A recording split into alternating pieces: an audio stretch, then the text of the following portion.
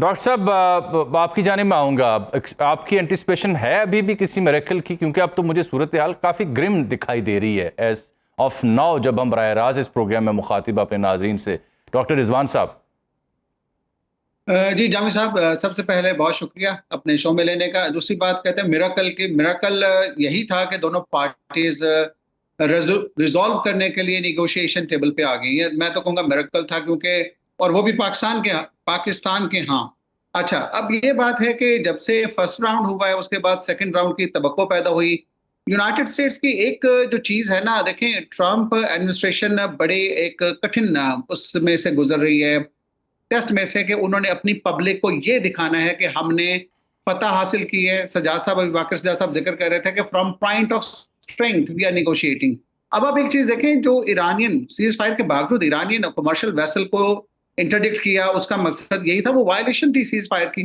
अब Iranians already जो हैं वो बड़े डिस्ट्रस्ट के साथ, अगर आपको याद हो पिछली दफा भी जब ईरानियन डेलीगेशन आया था तो ईरानियन डेलीगेशन ने कैटेगोरिकली कहा था कि we are heading to Pakistan with complete distrust on the United States. जी।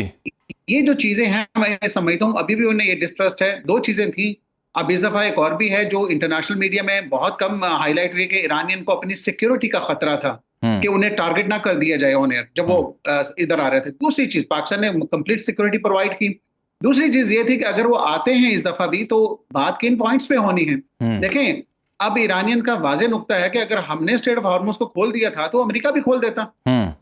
इस पे जो बात अटकी हुई है, मैं ये समझता हूँ कि अमेरिकन अपनी लोगों को ये दिखाना चाह रहे हैं कि देखें, हमने इतना कुछ कर दिया कि ईरान बिल्कुल कंपेल हो गया, मजबूर हो हम्म। गया निगोशिएशन टेबल पे आने के लिए। दो तीन चीजें और हैं इसमें अभी, और डेवलपमेंट्स हो रही हैं।